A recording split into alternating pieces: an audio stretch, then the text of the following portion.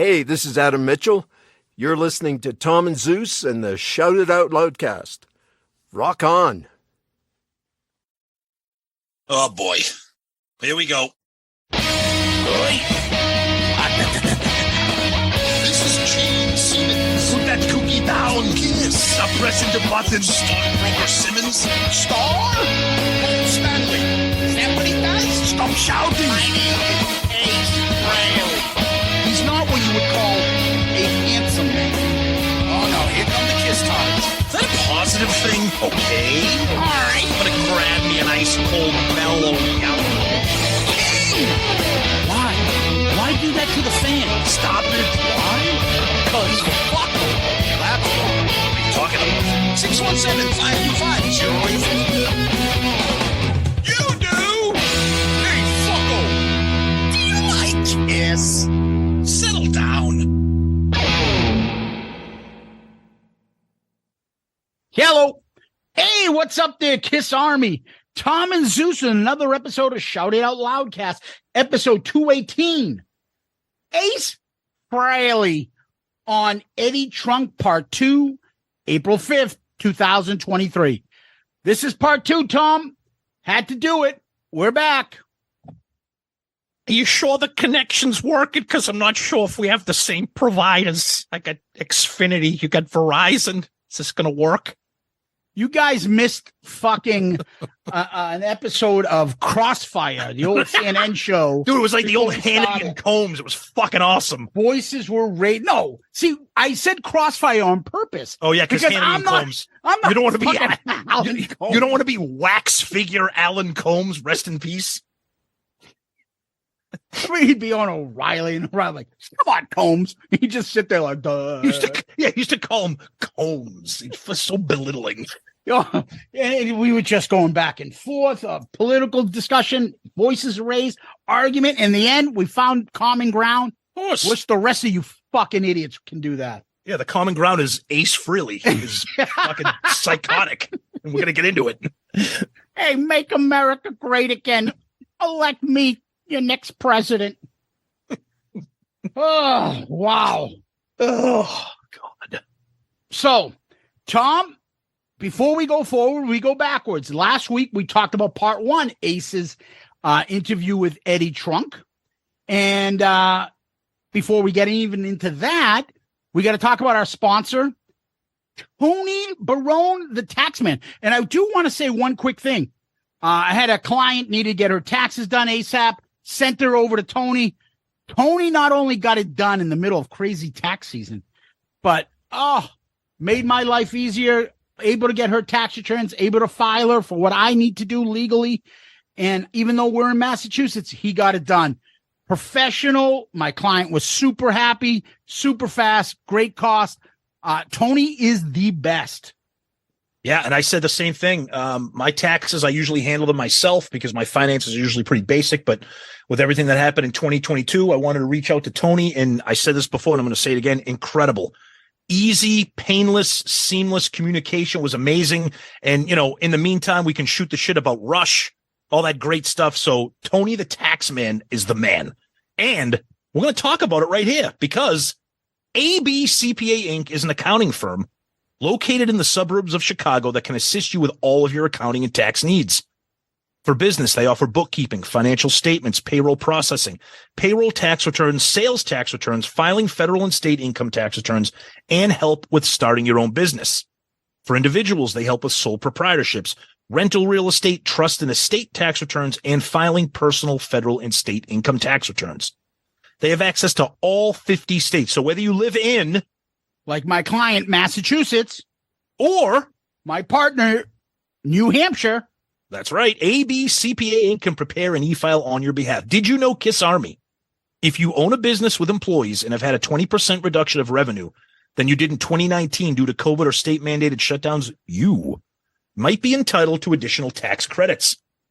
Follow them on Facebook and LinkedIn. Visit their website at abcpainc.com. That's abcpainc.com, or email Tony at abcpainc.com. That is Tony at abcpainc.com, or call him at 708-430-3232. That is 708-430-3232. Yeah, ABCPA Inc. Yeah.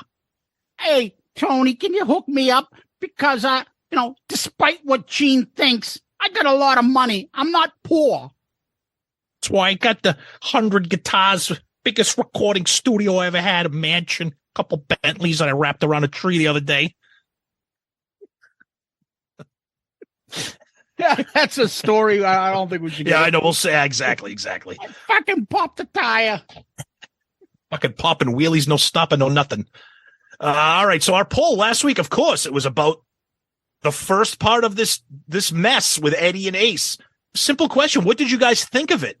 And the answers were, the options were: I'm with hashtag Ace Cult, I'm with hashtag Team Kiss, it's sad for everyone, or no big deal. 53% of you guys said it was sad for everyone. 18% is with Team Kiss. 16% is hanging on with the Ace Cult, and 12% said, no big deal. Lee Bruton says, this episode had me LOL. After it finished, I had to listen to it again. The boys were spot on. Hashtag, I got a runny nose. Mark Heaney. Ace basically blackmailed Paul. He has 1 week to apologize or else. Admitted he wears a wig, as they all do. Said Vinny's an old woman.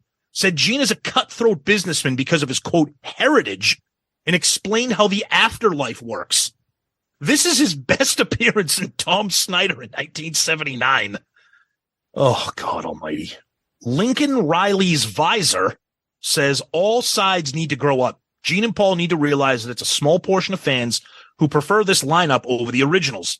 Most Kiss fans will pick the originals over any other lineup. Tough pill to swallow for Gene and Paul, but it's the truth. All right, that's Twitter. Let's move along. Zeus, what do you got? On Facebook, we got a shit ton of comments. I'm going to try to get to as many as I can, but we got a lot more to get to today. So, yeah. Scott Donaldson, cracking episode, guys. No doubt, Ace is on another planet for sure. There was a time that Ace was known as a very talented musician, but as time goes by, he's ruining his reputation by giving interviews like this one. Sure, he's made a career outside of Kiss. However, it's only because he was in Kiss. He still thinks he could have had a career without ever being in Kiss, and that's very unlikely. I've been keen to see if Ace backs down from his 7-day ultimatum, as he did with Gene a couple years ago when he threatened legal action over his girlfriend. Thanks, guys. Well, we found out, and we'll discuss in a little bit. Yep. Charles Eaton. Listening to you guys give the account of the Ace interview all but confirmed I wasn't the only one that felt like Ace was way out there in space for this one. This is why I give no credence to the idea from the Kiss-tard and Ace culters that Ace could be in Kiss today. If he is clean and sober, can you imagine how bad he would be if he was back off the wagon? This was a 40-minute soundbite of why you should remember Ace as he was, not as he is. Sounds like he values money over what the fans want, but after his threats against Paul and Gene, Vinny has a better chance of getting back up there on the stage with the band. Nice. Well said. That's a good comment. Mike Moulton. I like Ace, but you got to look at him as a rat now. Ooh, nice. Yikes. Let's go over to Loudcasters, Tom. Josh Brown. I got tickets to his birthday show. I'll let you know if he's begging for a cake, if it works. Also, I busted a gut at Ricola. Nice. Jack Pinocchio. Jack is actually in the United States from Australia visiting all the hot spots in New York. Jack, we hope you're having a great time. If you can, make it up to Boston. Yeah, he's posting some awesome pictures. Got it taken at the corner of the Dress to Kill album cover shoot. Some cool stuff. So, Jack, welcome to America. I don't know why I just said it like in that accent, like I'm fucking Akeem from Coming to America, but that's okay. I'm a diehard Ace man. Always have, always will. I'll pay whatever to see him. Meet and greets the lot. But this is too much now. It's a grown man asking for an apology. Having to cry about what another old man said. To threaten someone who has no need to say sorry. I'm sorry, Ace, but I love you. But let it go. You're still torn. You seem to be having fun. Just stay in your own lane. Let it go. and he's got the great fucking gif of Apollo Creed's manager saying, "Let it go." Oh yeah, let it go. I saw that man get beat. What's he say? Like no man's ever been beat. And he kept coming after you. And we don't need a man like that in our lives. He is an underrated fucking character in the Rocky series. Oh yeah. Derek Ronaldo. Ace is a dick. Didn't he fire his whole band and then say, yeah, these guys are better than the old band? Then the bass player's gone. And again, this guy plays circles around the other guy. He shits on everybody. Somebody was making a doc on Ace and had it online one time. And there was a footage of Ace in his manager's office. And there was a moment in their business dealings where the manager goes, what about the fans? And they said, fuck the fans. I don't know if this is true, but I would believe it. Yeah, I want to pretend it's true just because it's funny. I think it's long since been taken down, but the bottom line is Ace is a schmuck and all but committed career suicide on Trunk. He clearly needs a handler. I've been saying that all along. Yeah, it's true. Yep. Cameron Holiday. Something tells me the fiance had something to do with this whole deal. Chirping in his ear, telling him he needs to demand this. Sorry to tell you, but you haven't had the best of luck with women recently. She's my new bride. Nice. And let's end with Paul Heider. This one did not disappoint. How could it? The material Ace provided in that interview can be mine for the next decade. You guys had me cracking up from the beginning to end. If I lived in your era, I wouldn't miss out Ace's gig at the Nashua Center for the Arts. Thanks for coming to my show. It's a pleasure to perform here for you. Here's a song I wrote backstage a couple minutes ago. Oh, and I almost forgot. Seeing as this is an art place, I made some pictures and Laura got them up in the lobby for sale. I can make more, not all at once, of course, because the photocopier burns my ass. Oh, we're definitely going to that show in Nashua. Hell, I am. It's right down the street from me. Yep. Over on our Instagram page, Nicolino says, I was on the Eddie Trunk show? Oh, Jesus. Yeah. Please. Jesse Custom Design. Now, Jesse Custom Design is a Wilmington, Massachusetts company. That's right. Yeah. And they make hockey helmets. Yes. Follow his page. His stuff is awesome. Yeah. Thank you. So, yeah. This Boston Bruins guy loves that. I was laughing during this entire episode. I share all the sentiments with you guys referring to Ace's statements. Keep up the great work. And now over to YouTube. This got a lot of traction. The comments were off the charts here for this episode. Thomas Hubner, the best interview since Tom Snyder. Your commentary is even better. Can't stop laughing. Montreal Voots. I have not laughed this hard in ages. The only thing funnier than listening to Ace liquidating his brain of insults for anyone Kiss related, as if Eddie injected him with ketamine, was listening to you guys mimicking his unfiltered comments during this episode. Instead of the Dubai concert, everyone should get a copy of this interview with simultaneous TNZ commentary. Oh, Who the fuck would not die of laughter listening to that? well, that'd be fun. Streaming networks should be vying to create an everyday Ace reality show. So much material from just this interview can easily become the plot for a full season of episode. Awesome show, boys. Oh, thank you. Patton Diorama. Some of that interview was cringeworthy, but hilarious. I can see Rachel Gordon coming out of the woodworks after this. Oh, yeah, I've got a comment about that. We got a couple things to say about her. Johnny Be Good. Eddie Trunk. Now, you've insulted him a little bit. You were a little out of line yourself. You insulted him a little bit. Paul, I didn't sound nobody. Just get us a drink. Give us a drink. Okay. Ace walks into the bar because stabbing Paul with a broken mellow yellow bottle. Oh, God. Fred Broderick said, I seriously can't stop laughing. Terji Wim said, Peppy and the silly say, dude, all week, people, I kept talking to myself with this imaginary best friend of mine. Hey, anything I'm going to do, I'm going to go hang out with my buddy Pepe Castro. And speaking of Silly Safe, let's not forget, it's on our social media now and our website, Amazon. Our buddy Jeff Trott made the most incredible Silly Safe t-shirt with our Shout It Out Loudcast logo on the back. It's incredible. Please, if you haven't had a chance to check it out, check out our social media, Twitter, Facebook, and our website. It's incredible stuff. We're going to be coming out with a bunch of show-related images and graphics for t-shirts that our buddy Jeff Trott has done. They're incredible. Oh, Russell, I love Ace, but he actually believes he can fight. He's more delusional than we thought. One backhander from my grandma, and Ace would be in the emergency room. Great guitar player, hilarious personality, but taking on people twice his size, please. My greyhound dog would stop Ace's heart with one whack of her happy tail. Mike Tyson must be shaken just the thought of meeting Ace. Oh, nice. I'll leave it with Marty White. So Ace claimed he has money and also admitted to wearing the wig. If Ace really has the money, why would he buy that wig? He looks worse than Eric does in Peter's makeup.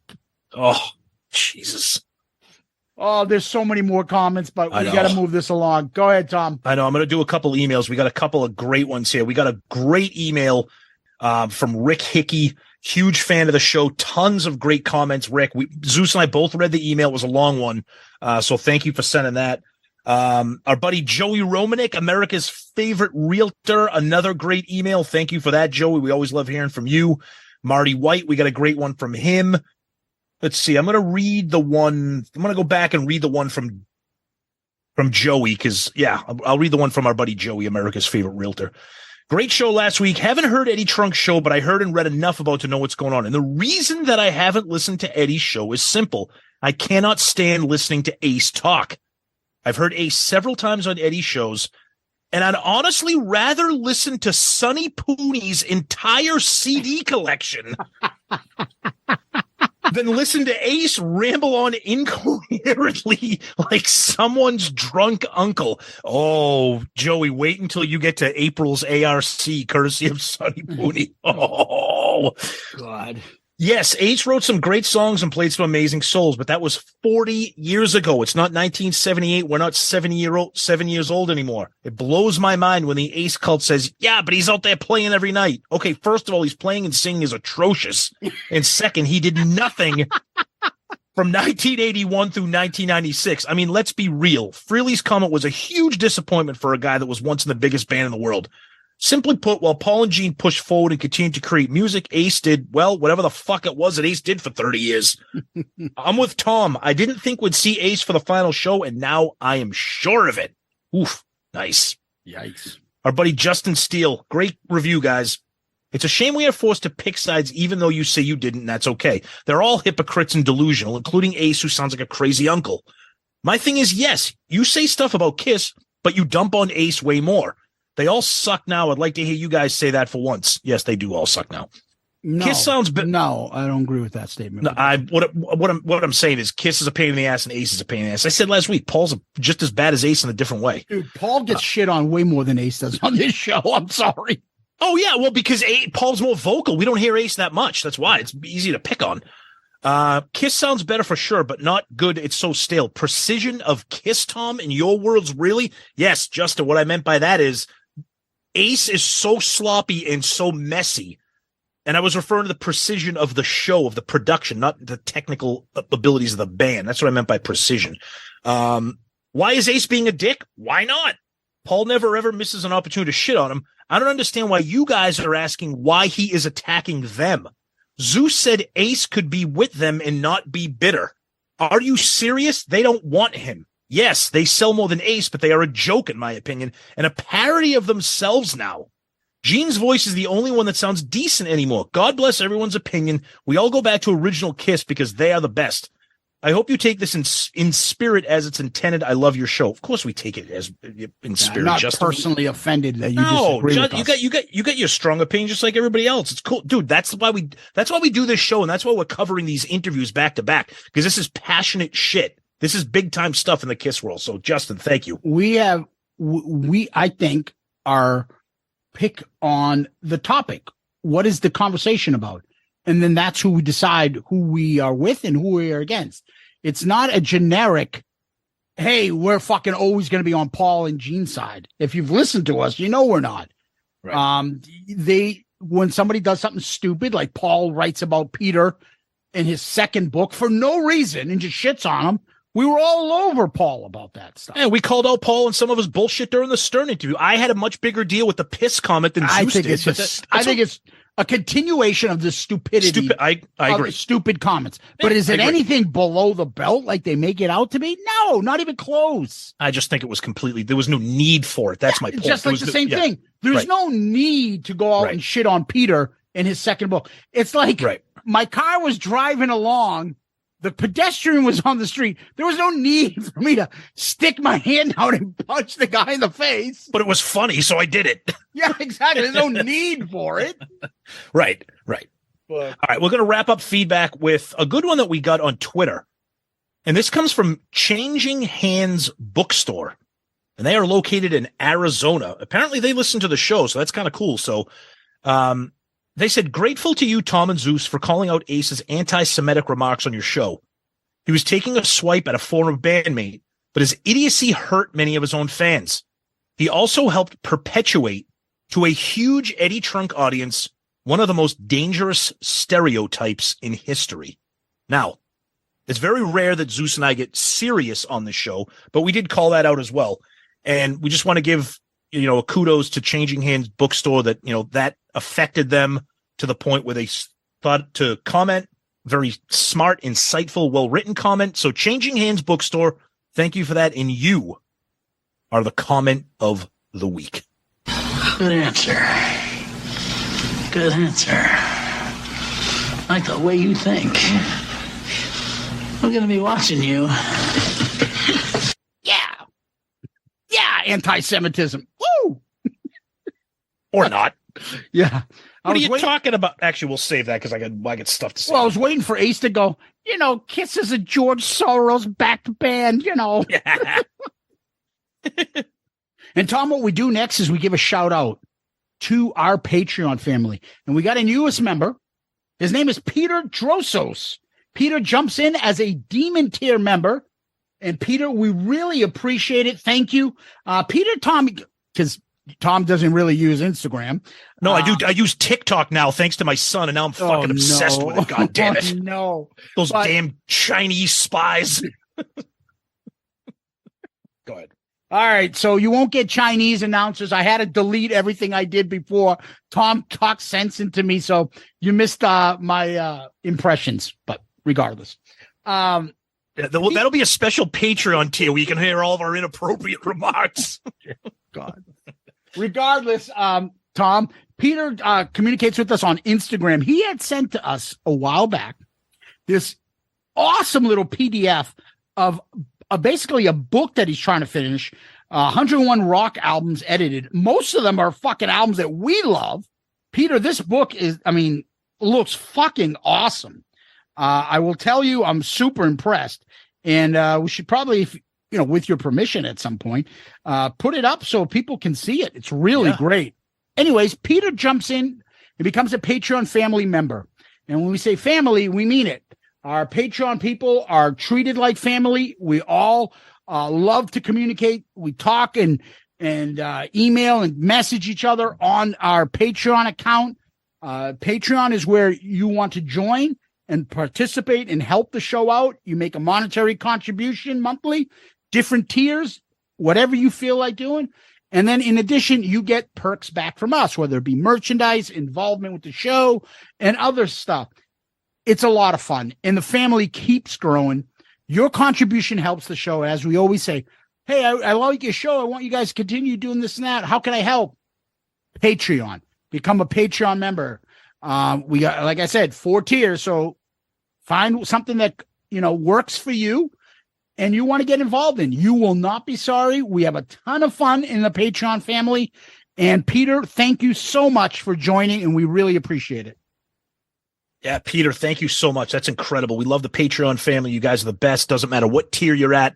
Any contribution is amazing. We thank you guys so much. And a special mention to our Demon Tier Patreon, since Peter is a new Demon Tier. Stay tuned. We will be doing our Demon Tier, get together on Zoom like we always do. We know some people are anxious for the next one. It's been a busy beginning to 2023. So once things settle down, once the tournament ends, which we'll cover in a few seconds there, we'll settle down and we will all gather around the computer screen on Zoom. So Patreon guys, thank you so much for everything. And before we get into Kiss World, the Ultimate Madness tournament is ending. That's right. We're in the Final Four right now. When this episode drops, we'll be in the middle of the Final Four, and it's Black Diamond versus Strutter on one side and Detroit Rock City and I Stole Your Love on the other. Next week, we'll get into all of it. We'll break it all down because by then we will have a champion crowned. Yes. The other thing is Spinning Gold came out at the movie theaters. I don't know if you guys caught that. We'll probably talk about that at some point, but we got a lot to get to today. Yep. Other than fucking Gene donating some money for some charity, that's nice. Paul's on vacation, that's nice. Yeah, with fucking Richard Marx, for Christ's sake, that fucking putz. Off the Soundboard will be out tomorrow, Tom. I ordered mine from Amazon. I should have it tomorrow. And guess what, people? Breaking news. I ordered mine from kissonline.com. It was shipped today on Thursday, August 6th. I just got a notification from FedEx. It will be here Saturday the 8th. Can you believe it? I got mine tomorrow. Dude, the fact that I'm getting it within 1 day of release date is a miracle from Kiss Online. So I'll take it. Let's see next week when we talk about it. Yeah, good point. All right. And that's really it for Kiss World, Tom. Yeah, it's quiet. Nothing really going on. Quiet. Yep. All right, give me 1 second, Tom. I'll be right back. I got to get a lift from Pepe Castro to go up and pick up some cashews.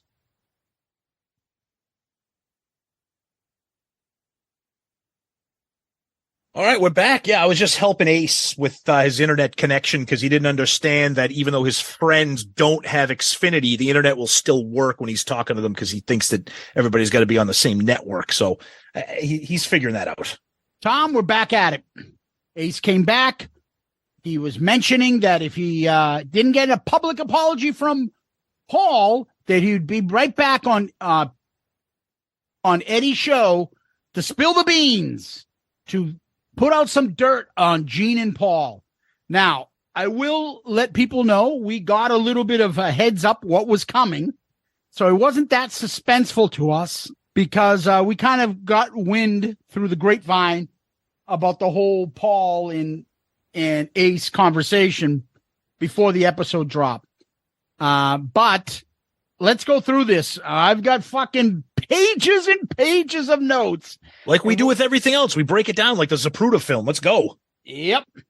So it's funny. The episode starts with Eddie trying to sound like serious. Not make Ace sound like he was insane last week. Ace Frehley was on the show. There were some accusations. He was going to come back and address. We get it. And then Ace comes on, and the first thing he says, I fucking go, no. He goes, how you doing, brother? How you doing, brother?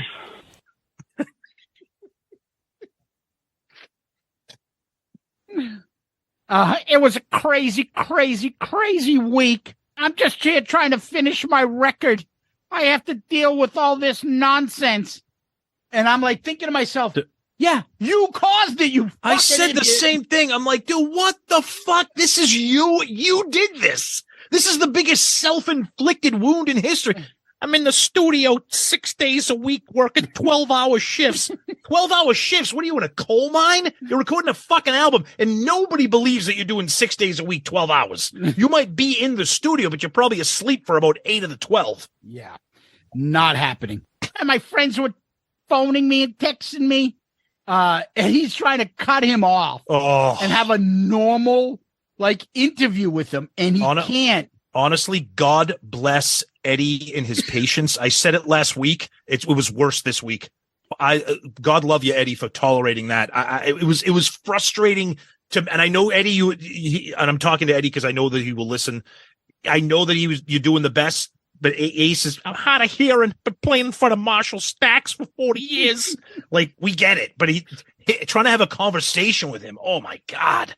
It's like being in the romper room of like a grade school and all the fucking ADHD kids and the teacher's like, everybody just stop. Can everybody, please, can I get everyone's attention? Stop shouting. I'm not deaf.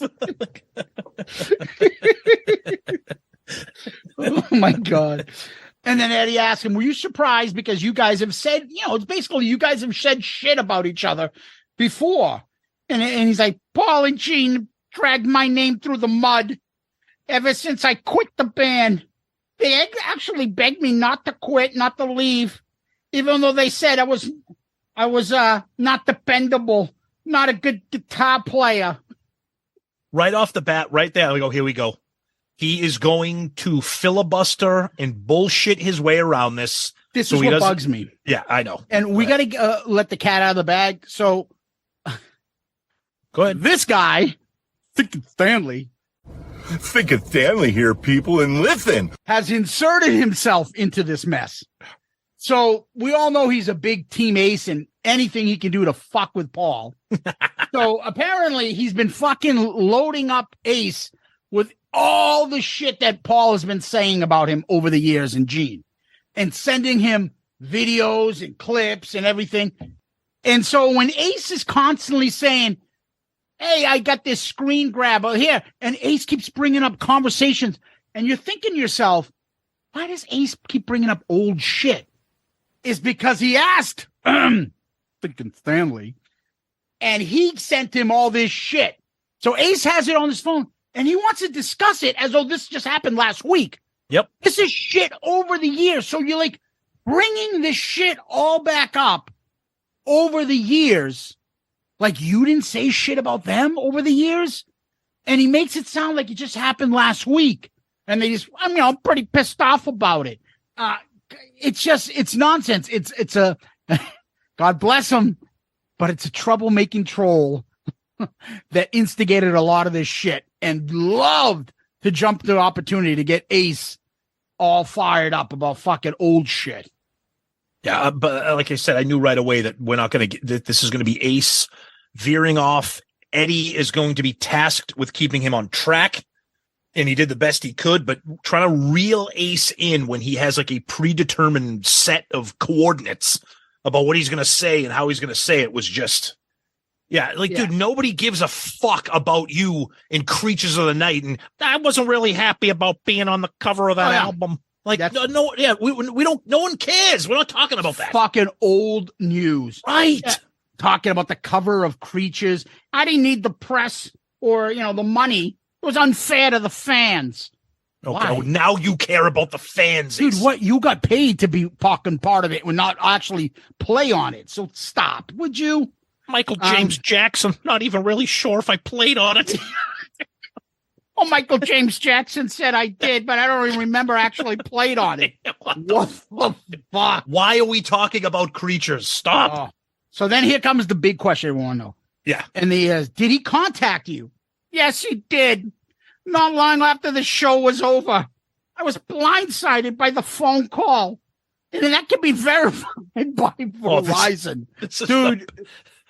It was like a fucking, I felt like I lost my frustration with the child that keeps bringing up the same fucking story.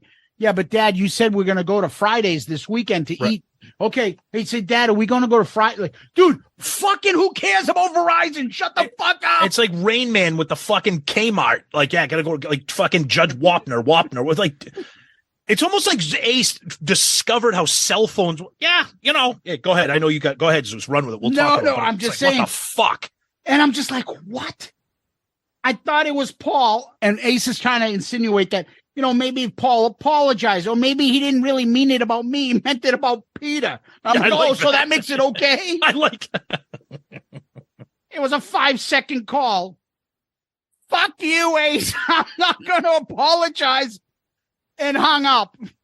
Now, if you've seen on social media, there's some pretty awesome fucking T-shirts out there that say that's the catchphrase. That's the catchphrase right now. I have him listed as Paul S. in case somebody steals my phone. I use aliases like Clarabelle or Bozo the Clown. Well, Paul S. Wow, no safe cracker could figure that one out. I could Gene S. Paul S. Eddie T. The S is a dollar sign. Aliases. Oh, just so fuck. that let's break that down for a second. Go ahead. He gets a 5-second call. Paul, bless him, because I think it's about as cool as fuck. And lately, Paul Stanley is anything I would call cool. Fuck you. I'm not apologizing, and hang it up. That's pretty badass. You believe it? Oh, yeah. You do? Oh, yeah. Oh, I definitely believe he called him. Yeah, it's true. I got a court order from the judge. It's on my Verizon bill. What do you think? They fucking tapped your phone and they have the record of it? Jesus Christ. It's I don't even want to get into it because I'll get frustrated about the whole fucking Verizon. But he's got AT&T. When the lawsuit comes out, what fucking lawsuit, you moron? With a court order to get your fucking Verizon bill that said that Paul S. called you. And it was for 5 minutes. Seconds. Oh my God. It's like fucking doing an episode of like Murder, She Wrote. Like, what the fuck? You don't believe that Paul called him? No. So why would Ace make that up? I know. I want to be careful about it. I want to be careful about calling Ace a liar, but I guess I am. I just don't see the reason why I don't believe that Paul called is because I don't think Paul cares enough to get his hands dirty with Ace. I just don't think. Yes, because I think Paul thought better of it. You heard him, and later on he'll say, I had a good rapport with Paul over the phone. Paul doesn't want to go through the media, doesn't want to throw anything. Okay. He goes, I think he knows Ace well enough that he's like, I'm fucking calling him myself, and he's going to hear it directly from me. Okay. Fuck you. Stop All right, playing games in the media. Fuck you. I'm not paying. I'm not apologizing. Okay, so let's wait until we get to the next part when he brings up Doc McGee, and I'll tell you why I'm suspicious. Okay, perfect. And then Ace is talking about like, well, you know, I'm a graphic artist. People might believe that I Photoshop Paul S. called me. Now, the interesting thing about that, the fact that he said that, why would you even put that in people's mind? No one thought that. Because he's Ace. No one thought you bozo. People think because I'm a graphic designer. Who thinks you're a graphic designer, Ace? Oh, God. He said that Doc called them and said, Paul didn't call you because he uses AT&T. And then they fucking babble on about fucking cell phone carriers, and I was going to lose my mind. Okay. First of all, let's put the cell phone carrier debate to the side. I know we've talked about Doc in the past and how Doc might be kind of lost his curveball a little bit when it comes to public speaking about Kiss, especially with the Sink and Stanley thing and the tracks. But Doc McGee is not that dumb to think that because you don't have the same carrier that you can't call somebody. So why did he say Paul said he did? So this is why something's not right. Okay, there's only one truth here. Paul either called or he didn't call, right? Yeah, I believe he called. So, okay. So what's in it for Doc to say that he didn't? Whether Doc is misconstrued or confused or wrong, why would Doc say that unequivocally? Paul didn't call you. Because he's doing damage control, because maybe Ace at that point was pissed off and he was going to say shit. So he's saying, hey, it wasn't him that called you. Hold on. And he's trying to get a hold of Paul and sit and figure out what's going on, how to handle it. Okay. You know what? Now that I'm thinking about this and we're talking out loud, Paul, it might not be Paul personally, but Paul is known, we've seen it before, he blocks people on Twitter instantly. So maybe you're right. Maybe this is the equivalent of blocking Ace. Maybe this is that knee-jerk reaction of fuck you, I'm not apologizing, hang up. No, I'm telling you, Paul doesn't want to deal with the shit in the media. He's like, I'll deal with Ace in a fucking language you'll understand because he knows I'm pissed. I think that's a way of calling his bluff, and that's why Ace fucking chickened out on Eddie's show. That's why Eddie, because he realized, oh, fuck, I may have pushed it too far. But why? But see that's interesting because by Paul calling and saying, fuck you, I'm not apologizing, don't you think that would almost empower Ace to be like, good, you motherfucker, I gave you a shot. Now here comes the dirty laundry. No, because his fucking family handlers buddies, everybody said, when the fuck are you ever going to make that much money for just 2 days? No, you're right. No, I know. That's why you kept backpedaling about fucking doing the show. But right. And to Eddie's credit, he was on record as saying he was one of the guys to tell Ace, like, take the high road. Let's not get into this shit. Yeah. He says he talked to Doc 2 or 3 times. Ace said he would be happy if Paul called him one-on-one and apologized. I didn't need it to be like, in other words, he's saying, like, I didn't need it to be public. If he just called me one-on-one and we had a talk. But he says, now I'm twice as mad. He's known Paul for 50 years. They always had a good rapport on the phone. And Eddie, God bless him, keeps trying to get in and like, keep him on point. Yep. Ace says when this hits court, I have to tell the carrier. What court? Why is there a lawsuit? Now here's the interesting thing, and I'm not calling Eddie out on this because, again, try to manage this interview, trying to get your point across and deal with Ace. I wish there was some kind of follow up to that about like what court? Who's going to court? You know what I mean? Like, what are you talking about? I think he's in fantasy world saying like, I had to prove it. I agree. But I think Eddie's probably like, let's just move on right now. I can't. Yeah. I'm just like, are you fucking high? Court for what? What does he prank call you? You're going to sue him? Your Honor, I was very, very, very hurt by his words. This whole thing sounded like fucking Mike DeRucci from the fucking Jerky Boys. So it's a defamation of character. Ace, you defame yourself very well. You don't need help. Ace goes on and talks about, I only give a shit about my fans. I don't care what Paul and Gene say. And I'm like, yeah, they're all waiting on your unplugged version of The Pursuit of Rock and Roll. Eddie is like, I can't repurpose the Howard Stern. He's like, hey, you play the tape, the Howard Stern tape. And he's like, I for reasons I can't put it on. Oh, is that a legal issue? Yeah. Can they go to howardstern.com, the website, and just play it? He goes, yeah, what really aggravated me, I'm half deaf from playing through a Marshall amp for 40 years. All right. After Paul said that, Tommy giggled. Believe that? First of all, Ace, you think you're the only person to stand in front of a Marshall stack for 40 years? That's not what the thing that's been pissing me off these last 2 weeks about Ace. It's like that kid that you used to go to school with who tries to like brag about every little thing in order to kind of like amp himself up. Like, okay, you could have just said, I'm having a hard of hearing, Eddie, but instead, no, I'm having a hard of hearing because I played in front of Marshall stacks for 40 years. Everything's to make him look cool. That's my point. That's exactly. No one fucking cares. We know it. We're Kiss fans. We know you stood in front of them. Yeah. God. And he's upset that he heard that Tommy giggled when Paul said that. Remember I told you a couple of times, Asa said, yeah, I play live in my band here. We don't use backing tracks. And then I said that, I think it was Zach was in his band at the time or Jeremy, and they were kind of laughing when they said that. I'm like, ooh, you don't want Paul seeing that shit. Yep. No, you're right. And now he's saying, I heard Tommy laugh. He giggled. Yeah, Paul is trying to give the impression that I didn't get up and do that I can't get up and do 2 songs. Is he out of his mind? I don't know what kind of meds he's on. And they're talking about, and this kept coming over and over about the night at the Rock and Roll Hall of Fame. Could Ace have played 2 or 3 songs? And that's why it would sound like piss. Paul was being a fucking moron for saying that. It was stupid. But again, I'll go back to what I said last week, and that is that the piss comment about them performing at the Rock and Roll Hall of Fame was stupid. Okay?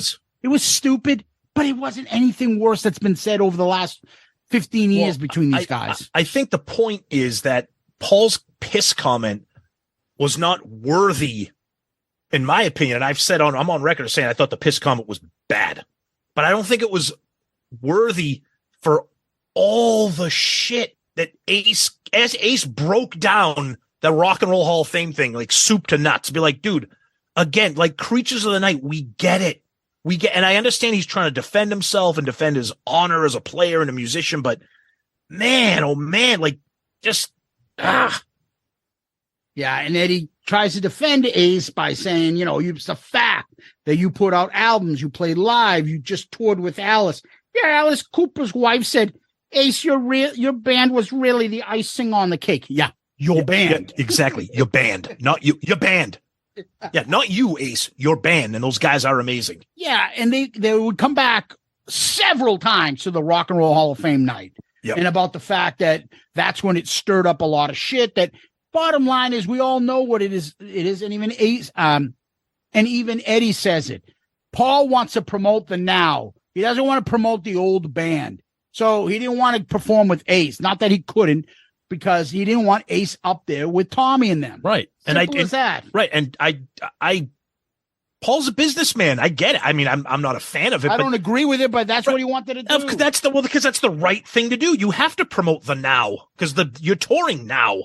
I get it. It's annoying, but that's what you got to do. So Eddie starts asking, what did Doc say to you? Ace says that he spoke with Paul, and Paul denied making the phone call. Ace says Paul lied to his manager, and he thinks Doc bought it. I don't bullshit. I tell the truth. And Eddie asked, did you try to call him back? Ace, no. Are you moving on? Ace says several good friends of mine said don't sink to their level. Whoever those friends of yours are were smart. I'll tell you right now. Keep them close. Yeah, and Eddie was smart to tell him the same fucking thing. Don't burn your bridges. I still think it's terrible that he was threatening to do that, but at least he didn't follow through. Well, you bring up a good point right there. Even though he didn't follow through on the threat, I think the threat in itself was a terrible act. Fucking, it's amateur hour. So unprofessional. Yep, I agree. Yeah, I don't think Ace, in my opinion, I don't think Ace deserves any kudos for not following through, quote unquote, on the threat. The threat itself, to me, is the crime. Yeah. He says he doesn't need to spill what's in the manuscript. He can just use his words from previous interviews, like Paul designing the logo. Okay, we agree with you. Again. And this is that whole thing I was telling you about, fucking him getting fed all these old stories, and he's bringing them up like they're fucking new. Talks about the logo, blah, blah, blah, blah. Yeah, and it seems like Eddie's trying to get Ace to kind of cool it down a little bit, to be honest. Yeah. And Ed asks, why does he think the band shits on them? And Ace says he wants to lift them up, the current band. Exactly. He wants to lift the current band up. That's exactly why. That's right. Of course. Even though I could play Rings Around Tommy Thayer, Tommy couldn't write a solo like me if his life depended on it. Not that I don't like Tommy as a person. There's typical Ace. I'm going to shit on you, and then I'm going to say you're a nice person.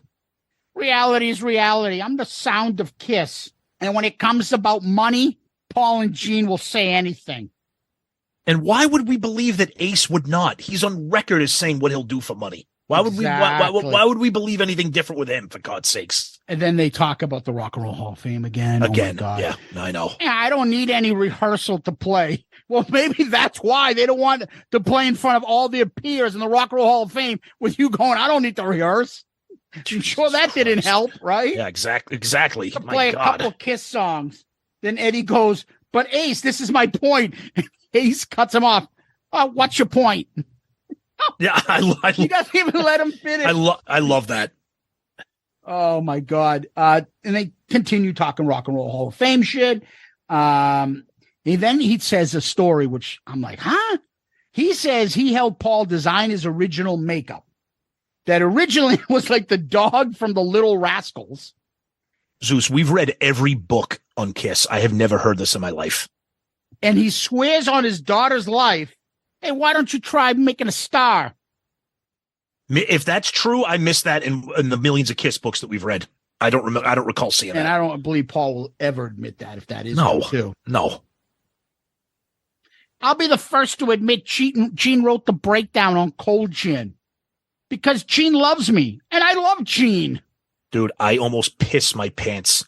Remember the part when it goes da da da da da da da da? I wrote that, whatever. I'm like, that's when I'm like, we're veering off into Jerky Boys territory right now with these sound effects, the intonations, the singing the songs. You know, I'm like, oh. I love Gene. We were all one for all and all for one. Eddie talks about Gene and Paul arguing about Strutter on Stern. He says it doesn't matter, but to them it does because it means money. It's fucking unbelievable, man. man. I love it. This is what he goes. Ace wrote 90% of the love theme. And then he goes, dang, what's that song? How's it go? Down, down, down, down, down, down. That's what I mean. And I'm like, it's fucking Jerky Boy shit. And he says he gave them equal credit. Why? Because I'm a nice guy. Yeah, I love that. Oh, God. Yeah, okay. And they ask him, has he heard from Peter in the past week? No. I sent them a couple mixes of songs, and Gigi said she and Peter loved them. They sound like the old Kiss. That's a lie.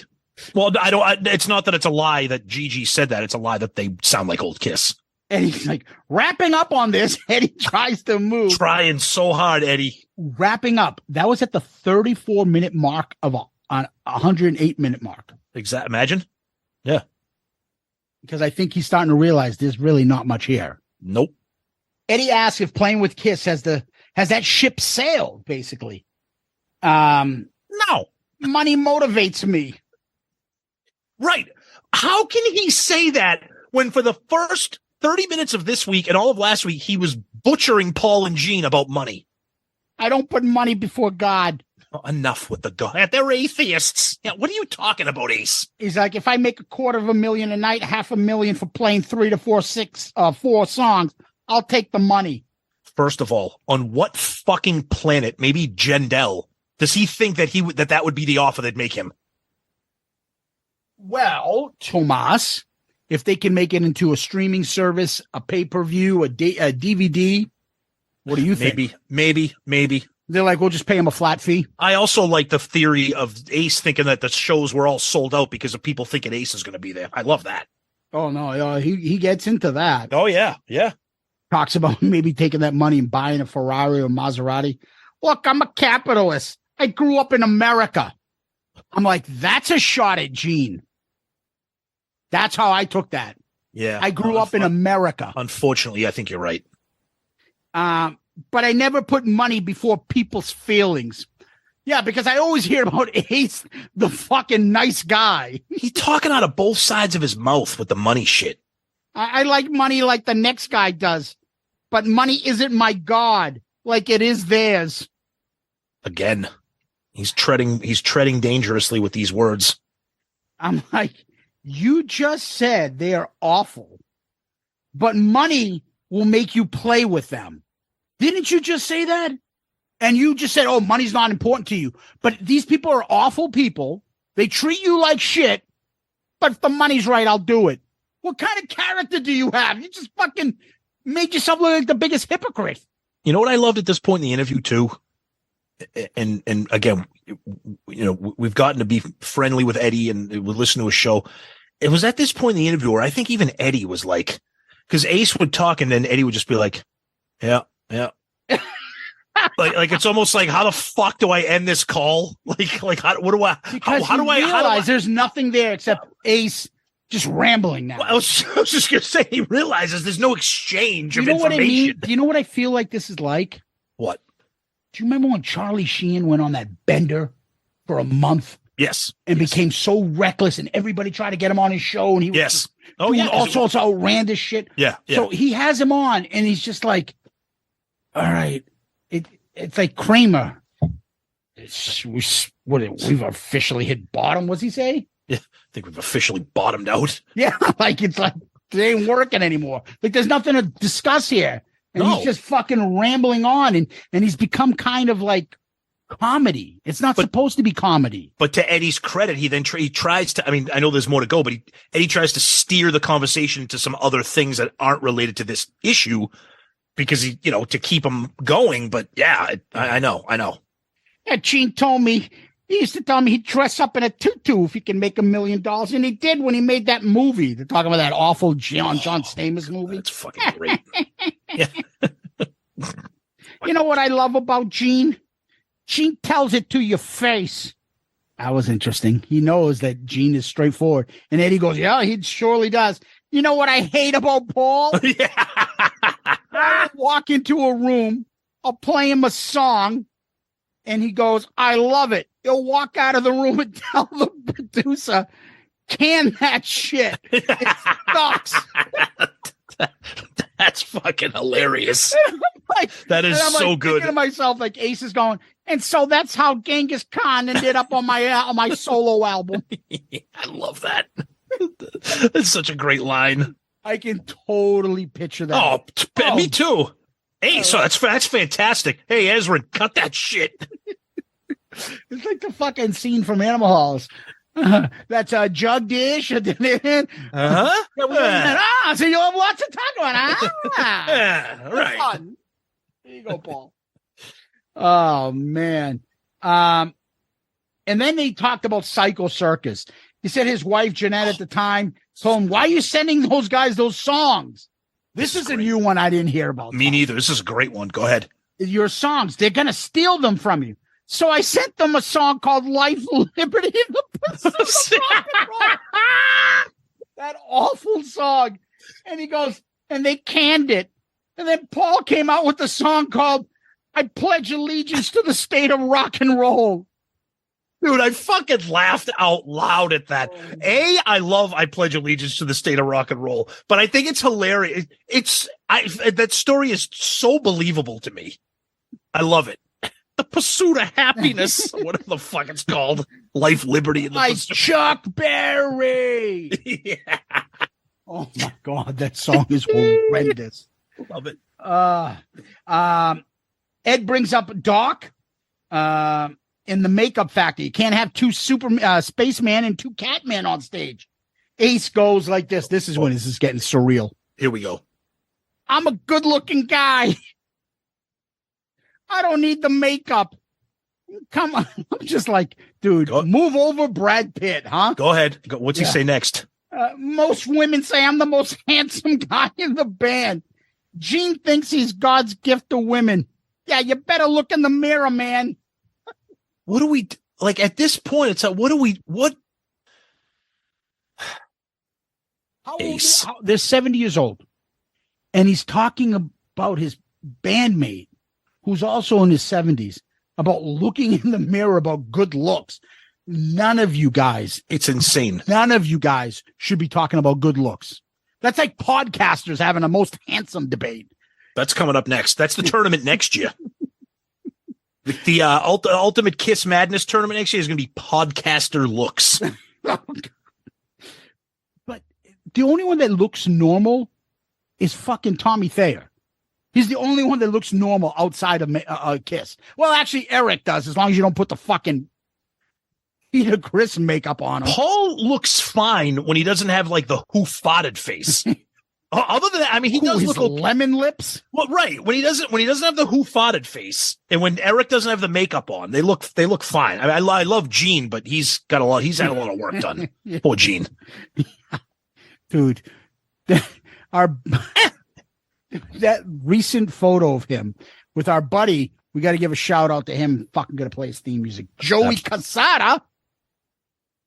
Absolutely. Kudos to Joey. Is playing on Ace's new album.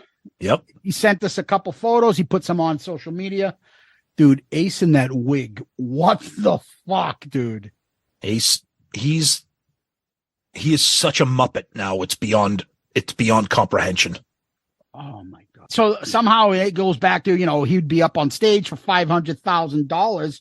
And I'd like to address this anti-Semitic remark that Paul said. Oh, this is so bad. And then they bring up the old photos of Paul and the Nazi photos. Yeah, but these are fucking like 20-year-old stories. But did you notice how he addresses his perceived anti-Semitism by talking about a picture of Paul?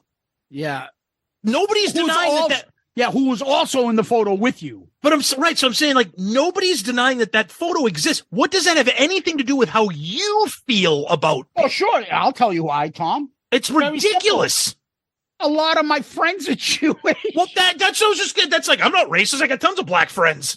I'm not a homophobe. I got tons of gay friends. Which Jewish out with black?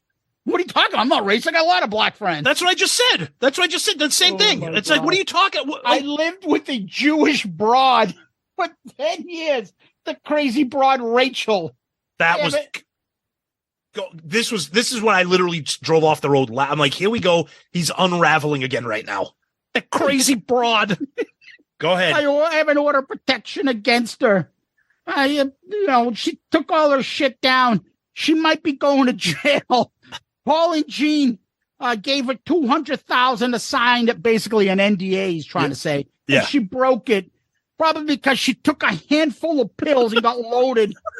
I'm like thinking to myself out loud. Now right? I'm not laughing at the prospect of her taking pills. I'm laughing at Ace just rambling on about this. I'm laughing about the fact that Ace can get sued for defamation right now.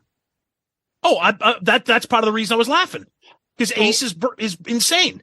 All those Trump hating idiots out there and Trump loving idiots. Trump is being sued right now from that old rape case because he basically went out and said, that fucking lady's crazy. I didn't do that shit. And, she's not my type. She's ugly and whatever. And guess what he's brought to court for? Right. Defamation for saying that shit. I'm Rachel. I am so, first of all, pissed off at Ace and stuff. She can't get an attorney to sue Ace for all this shit, calling her a crazy broad, saying she get hopped up on pills, calling these guys, saying she broke this. Dude, I'd fucking sue him in a second for defamation. That being said, I do find it interesting because remember for a while, me and you were sharing screenshots of Rachel Gordon's Facebook page. Yeah. That's been crickets for months, probably longer than that. So that's why I believe according to Ace, but we talked about this. I believe that Jean and Paul threw money at her to keep her fucking mouth shut. Because you want it. It's just the same thing. It's a fucking nuisance lawsuit. I agree. Yeah, it's a nuisance lawsuit. You take care of it. You don't want to fucking have that shit in the press. You pay for it. Yep. So yeah, they probably paid her off.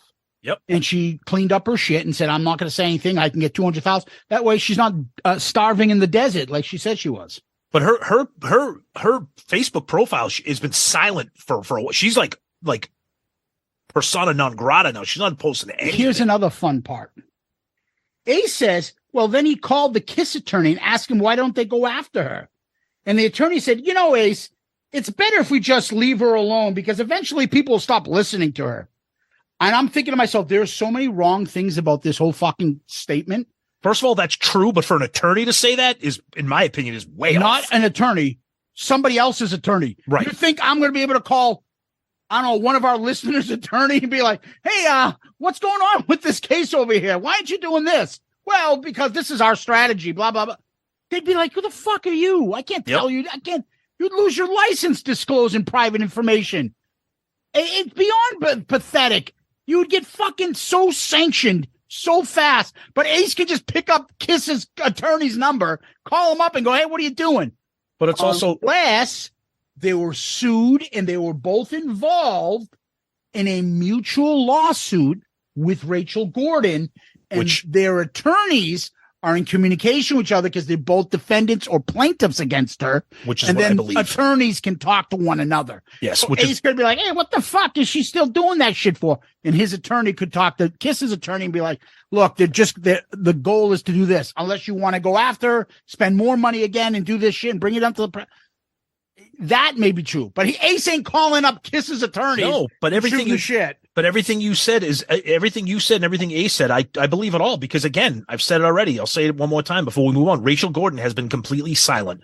All those long posts where she was tagging Gene and tagging Doc McGee and tagging everybody, those are gone. She's gone. So it's funny because after he says, they stopped listening to her, Eddie's like, not adding, not asking questions, not commenting, not trying to keep that conversation on, trying to deflect and move to a different topic. Eddie is smart. He knows when to move on. And he's like, let me ask you one thing. Ace cuts him off again. Oh, God, I know. I want to hit on a few other things. You said I had time. Whoa. Seriously. He had an agenda. And he got like somebody in his ear. He had a script. Yeah, like hit these points, Ace. Say this, say this, say this, but don't say this and go after him. And I'll tell you this too. And I was thinking of this as I was listening to it because I listened to this twice. I was thinking to it as I was listening to it the second time. Do you think that Ace had somebody on the other line or someone in his ear while he was talking to Eddie? No way he could keep that train of thought. Hold on, that's Bob. What? I was thinking the same thing, but Yes and no. He planned this out with somebody. He talked to somebody about, he had a script in front of him because he probably was like, he got the point that Eddie was going to try to get off the phone. And he's like, okay, well, I still got more to say. Yeah. Let me get my points out. He didn't get to his bullet points. Yep. And he's like, yeah, I wanted to ask you about something unrelated, but go ahead. What do you want to talk about? Ace goes, oh, I don't know. Well, look at all the things I sent you. And that's when I'm like, sinking Stanley. Let me look at my notes. Yep. So he wants Eddie to bring up all the shit that fucking Ace was handed about Paul saying shit over the years. And let's have a conversation about old shit for the last 30 years. Why? Exactly. Why? It's not newsworthy. It's just airing grievances. He's like, let me get on the propaganda plane because he's got fucking Ace cult members. Yeah, Ace. Yeah, you're the best. Fuck Paul. They're assholes. And that's what's in his ear. Yeah, it's like so Paul gets lost in that shit. Ace gets lost in that. No, I know. It's just, I'm like, what are you doing right now, Ace? Here we go. Paul and Gene said they fired me. We all know that is a lie. We get it, Ace. We know the story. I'm like, what the fuck are you rehashing all this stupid shit? He's going down his bullet points. Yep. He's got his bullet points. He needs to get out. Thank you, guys. You know how to lie. But you haven't done a record in 8 years, and I've done about 6. What's the problem? Did you lose your creativity? Thank you very much. I like that. Very much. Thank you. It's Saul Rosenberg. Did you lose your creativity? Hello, thank Barbara. You. Thank you. First of all, no, they didn't lose their creativity. What I think, and this is me giving the rare friggin' kudos to the current lineup, they didn't lose their creativity. I think they lost their integrity and said, that's better. Well, I take that back. They didn't lose their integrity. I'm sorry. They didn't lose their creativity. They didn't lose what I meant to say is that they have integrity and said, we don't want to do this. We don't have the material. We don't have the songs, whatever. Ace putting out 6 pieces of shit doesn't mean that he's better that Kiss put out nothing. Because I'm sorry, these recent Ace albums are horrendous. Especially they're so good that he doesn't play anything from them. Especially those covers albums. They're awful. Yeah, they're so good that he doesn't play any songs from them. Kiss is the same thing. Those Monster and Sonic Boom are so good, they play nothing from them. Well, so they do. They play Say No, they do. They play Say Yeah, but give me a break. No one wants to hear that. And then Eddie talks about the Doc statement about Peter and Ace may show up. And Ace says, yeah, that they put Doc up to it because they weren't selling out every show. That's a lie. He says Ace fans were deceived, basically. I'm like, Ace fans, but Peter doesn't have any fans? Yeah, that's ridiculous. It's only Ace fans that got deceived? That's just ridiculous. I'm like, it's so misleading. It's like breaking the law. Oh, my God. And then he says, Gene said Ace and Peter are poor. That's why we both live in mansions and have a beautiful and I have a beautiful fiance. I have 4 cars in my driveway. I have $150,000 recorded studio, over 100 guitars. Gene, I don't have the money you have, but I'm not poor. A running theme about him like being defensive about being poor. It's just, at this point, it's like, what are we doing? Stop. Yeah, it is a fucking like propaganda board. That's all it is. Yeah, I mean, honestly, the interview should have been cut off at this point. And again, something else. And again, credit to Eddie. Eddie's friends with Ace. He's letting Ace talk. I get it. You're not going to cut him off. I get it. It's a difficult situation to be in. I get it. He's got nothing to say. He's talking fucking airing grievances and he's giving little anecdotes, little Kiss bits. That's all he's doing right now. Yeah, I mean, I'm sure the IRS would like to know that you have all these things and stop saying these things fucking publicly. Zeus, thank you for bringing that up because we've heard stories, we've heard rumors about his tax problems, and you're bragging about all this shit that you have, dude. Yeah, which I bet you are all in other people's names, which is why he got in trouble with his ex-girlfriend. My new bride. Hey, put everything in your name, Laura, please. And then Eddie asked him, is there a side to you that wants this to be resolved? Ace said, yeah, but Paul cursed me out. You got to go figure out what's in Paul's brain. I'm like, Paul cursed you out because you went on a fucking radio program and said you're going to spill the beans if he doesn't publicly apologize to you. Literally ratting him out. You literally made a threat, and then you also doubled down on the threat by saying that you have a manuscript in a safe deposit box with instructions to release it to the public if anything happens to you. You called them horrible, basically human beings. Right. What the fuck, Ace? Yeah, but I'm upset because Paul cursed me out. That's because Paul said piss. Like, you piss. Paul said fuck you to me. It's like, fuck you, pay me. Yep. Here it comes. Here it comes. You know it was coming. Deep down in my heart, I love those guys. We created something so special, but I want my legacy to be cleared of this BS and lies. What the fuck? Enough. Dude, the whole, like, fucking shit on somebody. But I love these guys. I love that's my favorite part of Ace. Ace says he finally stood up to them and he said, well, yeah, that's because they were hitting below the belt. They can say whatever. They can say whatever. Like, Tommy's a better guitar player than me. Yeah, dream on. I'd like to see Tommy write 40 guitar solos like I've written. First of all, and Eddie called him out on this, Tommy's not going to perform a different solo in the middle of Deuce, you fucking idiot. The song is written the way it's written. Sadly, Kiss is a legacy act. They're going to play the songs like people remember them in one. Right. Of course. What do you think? He's going to fucking throw in a Master of Puppets solo in the middle of Love Gun? I know they only play Say Yeah, but the solos on Monster and Sonic Boom were Tommy's solos, but they don't play them live, so you can't hear them. But he wasn't in the band in the 70s, in the band in the 2000s. That's what I'm saying. I'm like, what are you talking about, Ace? All he does is copy my guitar solos. He's not a man enough to play his own stuff.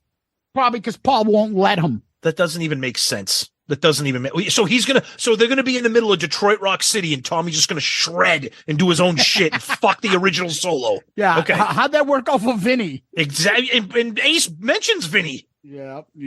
And then they talked about makeup, new makeup. Why didn't they do it for Tommy like they did for Eric and Vinny? God almighty. Because then he says, because my makeup sells more than the other makeup. I outsell Gene in merchandise. I was told that by Live Nation.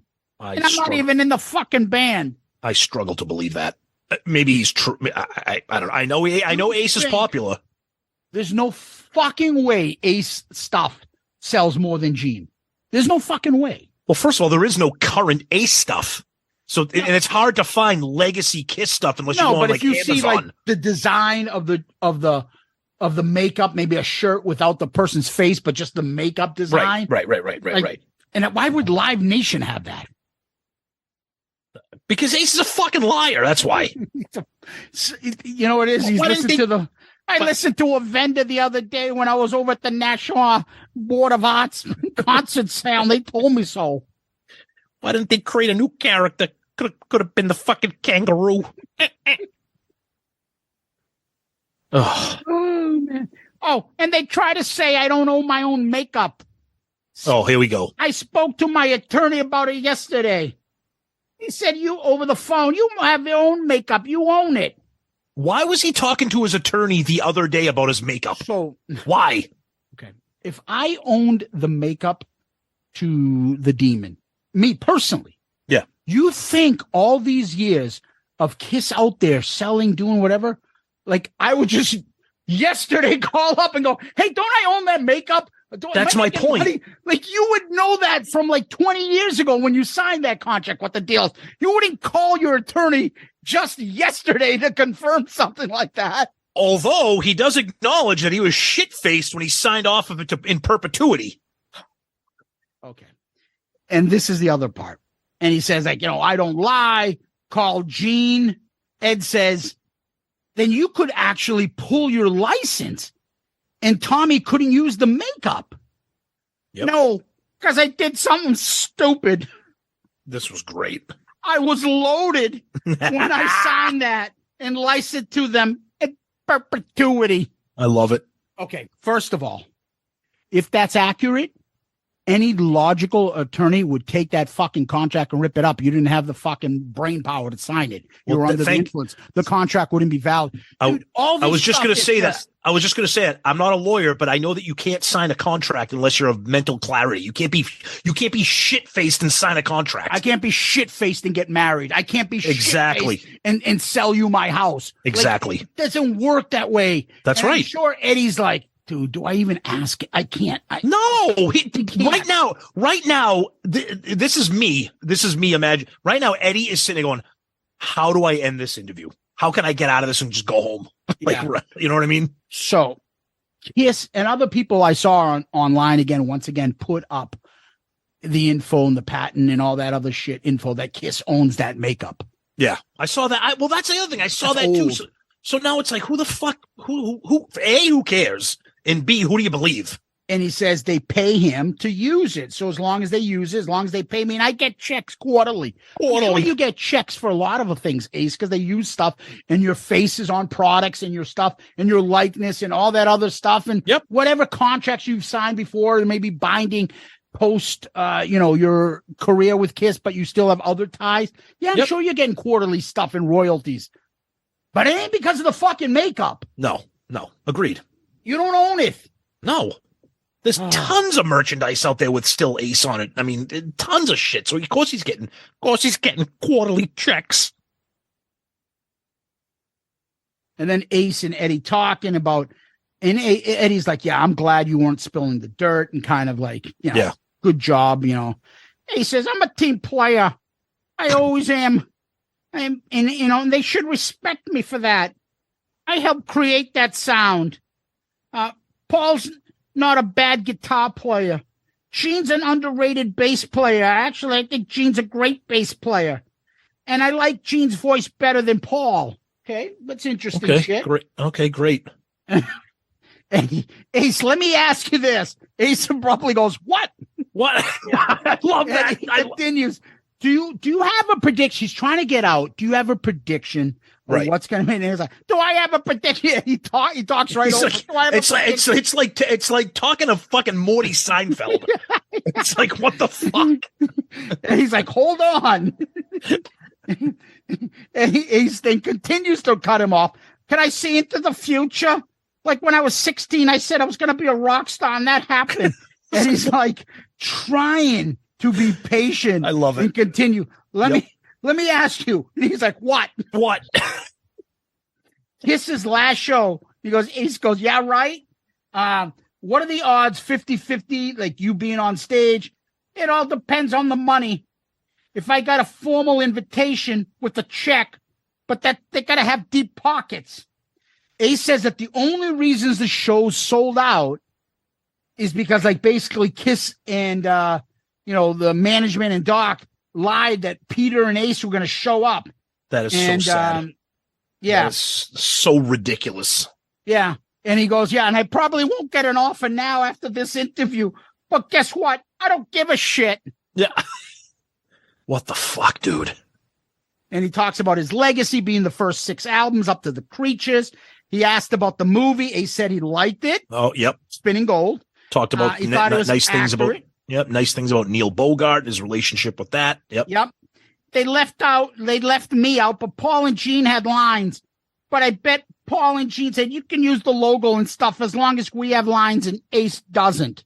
Give me a break, Ace. I mean, I know Paul's petty, but give me a break. The only reason Peter has lines in it because the story about Beth in that song. That's right. If we ever discuss it, but Peter wouldn't have fucking lines in it either. No. There's a part in the whole, even in the trailer, they're like two kids from Brooklyn or whatever the fuck they said. Yep.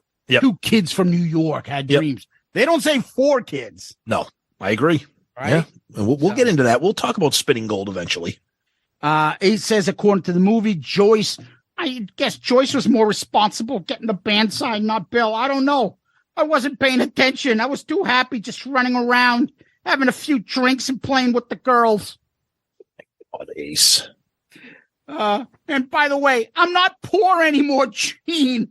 Again with this. Jesus Christ, Ace. No one cares. And then because now everyone's praising Neil in the movie, he has to throw this out. Yeah, and by the way, Paul hated Neil. They used to fight all the time. I love Neil. You know, one time me, Gene, and Neil were just hanging out, and Neil pulled out some Coke, and me and him did a blow, and Gene's just sitting there looking like an idiot. I'm like, dude, I think you have the story wrong. Gene's not the idiot. Exactly. Jesus, like, it's just... Yeah, enough. Yeah, he liked drugs, he liked his booze and his women, pretty much the same, until I found the right one, my soulmate. And I've been sober 17 years. I don't know about that, but that's okay. I'm playing clubs. It's not stadiums, but big deal. Interesting that he acknowledged that. Yep. I was surprised by that. Yeah. Did you see that? Then Eddie drops fucking Sinkin' Stanley and says, did you see the interview, Doc, with Sinkin' Stanley? And then he goes, yeah, so the people that buy tickets see Kiss know that they're not getting a live show. Talk about a guy getting a refund. Remember about the guy from Ticketmaster? I remember that. Yep. And he brings up Gene's interview about not playing for a band that's not live. Yep. These are all shit Sinkin' Stanley sent them. All the old clips that we bitch about. Kiss Ace can't leave. He's got to leave like with a blowtorch. He can't. Yeah, he's got to make sure he hit all his bullet points. Exactly. He's got to get all those points in. And I'm thinking to myself, Ace is purposely trying to hurt Kiss financially. Oh, of course. Telling listeners on Eddie Trunk Show, the most popular show out there for hard rock fans, that you can sue. Or, that you're not going to go see a live show if you're going to go see them. Yep. And you can sue them. It worked once for a guy. You could try it too. Yeah. Ace mentions he knows a lot of bands that don't sing live, and but he doesn't want to get into them. But, Paul heard him. But why doesn't Paul just get another singer up there to help him? He can dress him up like a kangaroo. Give me a break. Yeah, I like how Ace is like, if you can't sing, just get another singer. What? Yeah, Eddie's like, I gotta go. By the way, my new record is going to be gone. It's the best thing I've done since 78. Oh, God. No, it won't be. No, everybody knows that won't be the case. And then he talks about, I want to invite you to a barbecue. Laura's parents just came over from Greece. Her father's like 90s. They're a riot. They're a riot. Her 90-year-old Greek father came over there. I wanted to say, hey, Eddie, what does the word Malacca mean? She's in the Malaccas, Dino. Oh. He keeps calling me Malacca. I guess that's an endearing term. Eddie's like, all right, Ace. And Ace rambles on. Thanks, everyone. And he says later after to his audience that, about how Ace sent them the screenshot and everything before he had him on and stuff. And that he advised him not to go low. And, and he's, as always, Eddie always puts the caveat that all members from Kiss are welcomed on his show. Yep. 1 hour of that shit. Just to wrap this up, I don't know if we're going to hear from Ace again anytime soon, in my opinion. I think this was his final extreme shot across the bow. And I think this was his Hail Mary for something. And I think that even the most diehard Ace cult member, and especially the regular Kiss fan, might be done with Ace. Other than for entertainment purposes only, because he's an idiot.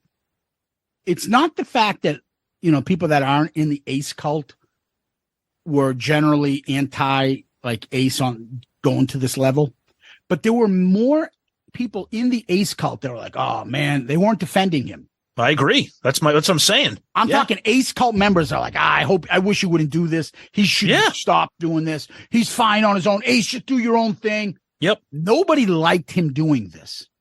It got worse.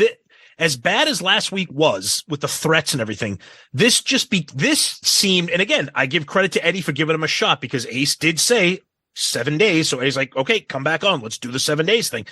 And then it just devolved into, like we said, the bullet points, just throwing the jabs. He's got to give him the platform. They're friends. No. I agree. I'm not blaming Eddie. So he's got to, what he probably should have done is the second he knew that this is what it wasn't going to be more news. He should have said, I got a quick half hour. Yeah. Right. And because it just evolved into how much of that was newsworthy? How much of it was like, Oh my! Well, I think, and again, this is just me guessing because I listened to it twice. I think Eddie was hoping, and he did the best he could to try to rein Ace in to get something relevant and current out of him, as opposed to all these historical little bullet points. You know what I mean? I think he was like, if I let Ace ramble, I can reel him back in, and we could talk a little bit more about current events. You know what I mean? I don't think he had anything. I don't think he has really anything. He might have stuff about business deals and things like that. Ace, you mean? On Paul and Gene. I don't think he has Paul killed a fucking hooker. Oh no, I don't. No. I agree. I agree. Gene fucking ran over a homeless guy. He doesn't have that shit. No.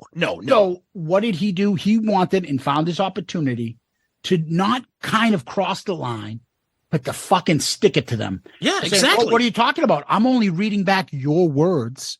Right. Why are you mad at me? You guys said this shit. So you're right. In a way, well, maybe not in a way. He claims that I'm going to take the high road. I'm not going to stoop to their level. However, here's a bunch of shit I'm going to read to you about them. But my excuse is it's public. It's not secret. So he is airing the grievances, but he's doing it under the guise of it's public. You know this already, but I want to remind you of it. Yeah, you guys are hurting. These are the words you hurt me with. Exactly. But the other thing, if you notice, even the big shot, he went there about Paul's vocals. Yeah. He didn't even go that bad this time. He was just like, why doesn't he just get another singer to help him out? He did say, and I don't know if I mentioned it, Paul can sing. He just can't sing as good as he used to. He's 70 years old. I don't blame him. Yep. But, get another singer up there to help you out. Dress him up like a kangaroo. But that's not that bad. Right. Compared to, this and this and that. But he does bring up, they're not singing live. They did get sued. I mean, some guy did get a refund. So I don't know. There are points and times that I'm like, dude, they ain't coming back from this. And then there are other points that I'm like, I don't know what the hell's going to happen. Do I still say it's shut? No, I don't. I don't. I don't either, because it's still it's only April, and even I'll give Ace credit. Even he acknowledged money motivates people. Dude, he's asking for $500,000. But let me ask you this though: what is in it? Okay, Kiss is already selling tickets. The final shows at Madison Square Garden are sold out. Most of those final shows in the U.S. are sold out or approaching sold out levels, I believe. What's in it for Paul and Gene to allow Ace to come on stage? What, the goodwill to give the fans what they want? There's nothing financial. They ain't doing it for that. Right. No, I know. The streaming, the buying the DVD, the soundboard for both those concerts with Ace and Peter joining them. Okay. All right. If you look at all that Bruce, extra stuff, you're right. I'll give you that. That's and it'll right. be a legacy thing for years and years to come. Oh, the final time the four of them played together. They're on this album, this concert. Okay. You can buy this concert. So do you pay him $500,000? No, but maybe you pay him something. Maybe close or maybe not. I don't know what artists get. But I don't know what the revenue is, so I can't put that in context. But I'm sure there's a number there that they can get to. And they just simply said he didn't care about the makeup. He said he said he'd get on the stage without makeup. He said, I don't give a shit. The money's right. He'll get up there without makeup. Yep. Because Doc's comment about, I can't have two spacemen up there. I do ultimately think that Paul is just going to dig his heels and be like, fuck this asshole. I don't want him anywhere near me. I don't care how much money it is. No, they're going to have to get to the point where it's like, it'll be in writing. Here, you get fucking $250,000 combined, $125 each. Yep. But you'll get fucking $20,000 pre-show, and you'll get the rest after the show when we see how you do. And you will forfeit that money if you do anything fucking stupid. Perhaps. Although that being said, I still don't think it's ever going to happen. I just don't. I do, because this is as I bad hope as it's get. I want it to. I hope it does, for God's sakes. The only way it wouldn't work is if Ace ever said something like, I don't care if they give me $5 million. I'm not playing with those assholes. Fuck them. Right. You guys suck and go fuck yourselves. That's not happening. No, he's on record as saying, I love those guys. I love those guys. Yeah, he's on record as saying money motivates. I'll do it if the price is right. Right. Now, Gene, you're right. But I honestly think at this point right now, at this point in their life, at this point in their career, Paul specifically, I don't think he wants Ace near him. He doesn't want this Ace. He doesn't want the fucking drama Ace. Yeah, but you think friends and fucking shit like that. And But Ace is devolving. He's digress. He's not getting better. You don't find it to be maybe perhaps because he's desperate because they haven't reached out to him and he's acting out like a child? Well, no, I'm sure I'm sure he wants to be asked. Yes, and he thinks that that's the way it'll get him. Like, let me go out and after. And he doesn't know. Then he doesn't know Paul and Gene well. And that's why Paul picked up the phone and showed him, "Hey, your fucking negotiating tactics. Take those and shove them up your ass. It ain't gonna work. Fuck you. I'm not fucking apologizing." Click. I'm still not 100% convinced of that, but that's okay. That's okay. That's okay. He called them. There's no fucking way. That's the best way Paul could handle it. I'll deal with him myself. He'll know I'm not fucking lying. He doesn't want to put more in the media. Then Ace will be in the media. And then Paul will be back in the media. But it is in the media. It is in the media because once this interview with Eddie Trunk ended, it was on Blabbermouth and Loudwire. No. But I'm saying like Paul gets interviewed. And then that goes in the media. Then the next week. I see. Yeah. Now it's over. Ace went on, and I don't think it's over. I think there's going to be people tracking down Paul Stanley saying, "Did you really call Ace Frehley and tell him fuck you?" and hung up on him. I don't think that's too explosive of a thing to just let go. I don't think Paul will talk about it in the media. He won't. But I think people are going to try to follow up on that because that's a big deal. If that's true, I'm sorry, that's a big deal. I commend Paul if he did it. I do too. No, I do too. But I think that's a big deal. If that's calling me up and blackmailing me on the radio, what the fuck is wrong with you? I agree. This is the one time I will give Paul some kudos. Yeah. I agree. Yep. All right. Well, Tom, let's move on to question of the week. Yeah. Question of the week comes from our friend and fellow patron and fellow podcaster, Adam Stevenson of That Metal Oasis. Great show. If you're a big time metalhead, I've been their guests twice. Two great shows. If I may say so myself, two of my favorite albums. Great guys. Orion is his co-host. Great guys, great show. He says, your show seems to be getting better and better each week. With the recently announced additional 4 shows on the tour that seems to never end, I got to wondering, with the supposed end date in sight, what would the band do if Tommy and or Eric were to become incapacitated? He says, we know the band would abruptly end if it was Gene or Paul, but with those two, it leaves the question.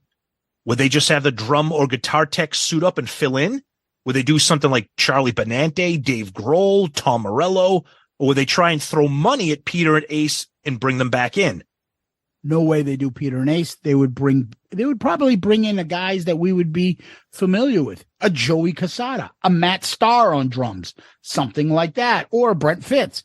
Then they would go guitar guys, Jeremy Asbrock, fucking Ryan Michael Spencer, fucking Rodham Clinton, fucking Jessica Parker. Cronin Dolds. Yeah, he would come in or something like that. They would call in something, a small guy who'd fucking jerk off all day if he got to play with Kiss. Would they ever bring back Bruce and ask him to put on Spaceman makeup? Or Bruce. Why not? Okay. I think that's a really good question, Adam, because my favorite Kiss questions are like what if questions, because I think this band is so fucked in the head that nobody can answer any of these what if questions. I don't think they would go Charlie Benante, Dave Grohl. I don't think they would, because because they're not paying them. Well, they're not paying them, and Kiss don't want to be overshadowed by guys like that, by superstars. And that by no means I'm not denigrating the other guys that we mentioned, but I think if you have Charlie Benante, if you have Tom Morello, if you have Dave Grohl, that's what people are going to talk about. Okay. But I don't think it's going to be Ace. I don't think it's going to be Peter. I don't think it's going to be Bruce, because I don't think Bruce is going to put on Spaceman makeup, but that's my opinion. I don't know. But, I don't know. I would think that, I think their first instinct would be to go to the drum and guitar techs, to be honest with you, before they get a name. That would be my instinct. And then maybe move towards a name per se. I'm not really sure. But either way, Adam, great question. Thank you for submitting it. Thanks for supporting the show. Thanks for your Patreon. Thank you, buddy. Appreciate it. And again, check those guys out. The Metal Oasis podcast. Tom, where can people find us? Go to our website. That's the best place. We always tell everybody you can find everything there. Shoutoutloudcast.com. Find all of our episodes. The Shout Out Loudcast episodes, Album Review Crew, Dorm Damage, Zeppelin Chronicles, everything involving March Madness. Links to our Amazon merch. We got great new stuff we talked about earlier. Links to our Amazon shopping store. You can go there too. Everything you buy on Amazon, same thing. You can click on that link and do that there as well. It helps us out. Links to Patreon, links to our social media, YouTube, everything is there. Please check us out. You can also send us messages directly from the website, and they come to us in the form of an email. Or you can use regular email, shoutitoutloudcast@gmail.com. Like we say every week, we read every email. We try to get to all of them on the show, but thankfully you guys are amazing and the feedback is big. Try to cut back down on the feedback, as you guys have probably noticed. And of course, social media, Twitter, Facebook, Instagram, YouTube, very active. Please check us out, follow us, tag us, mention us, DM us, all that good stuff. We love that. So please check us out. And of course, again, our wonderful Patreon family. Thank you, Peter, for being the newest member of our family. We always like to say we're a proud member of the Pantheon Podcast Network of shows. Tom, we have a new member in the Pantheon family. That's right.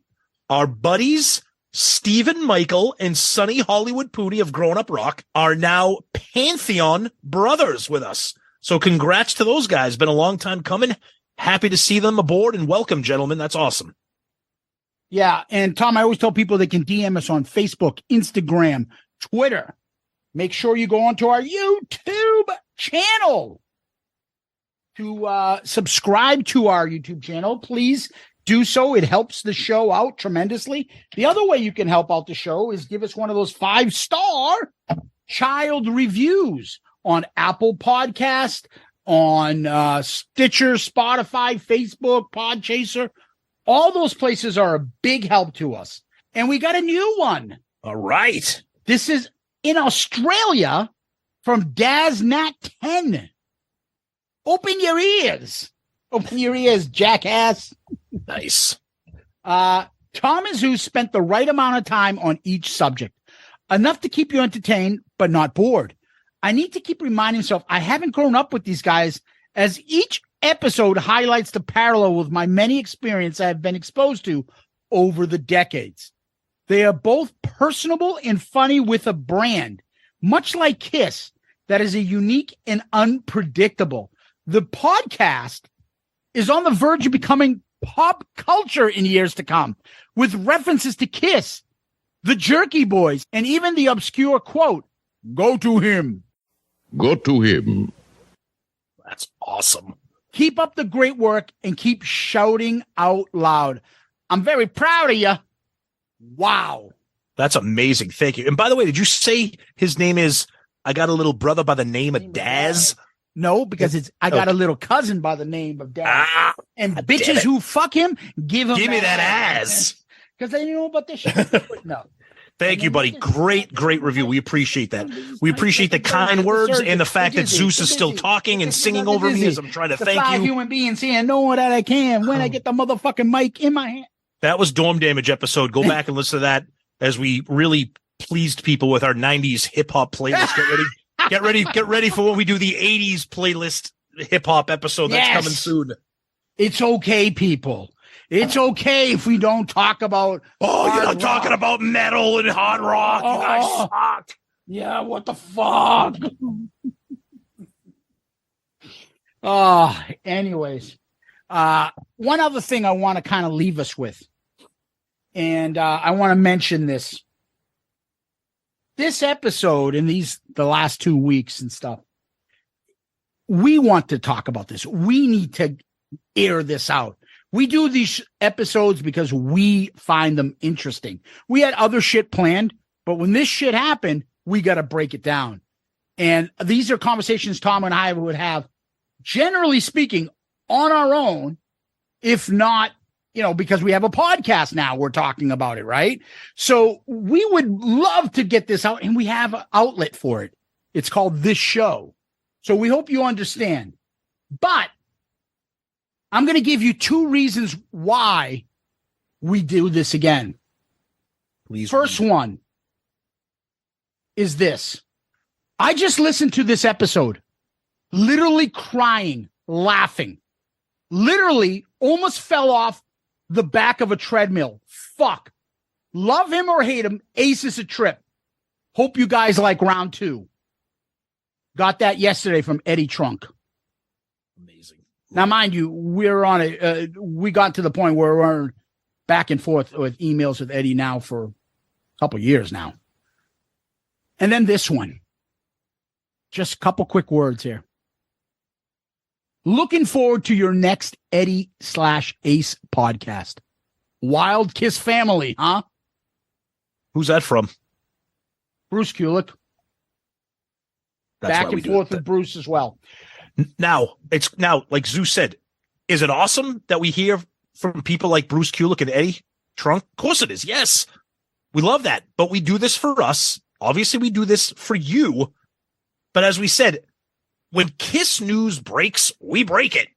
But when something overtakes the music and rock community, not just the Kiss community, this is what we're going to do. We're going to break this down, not just in a news fashion, but with our stupid humor, with our impressions, with our quotes, with our references. This is what we do.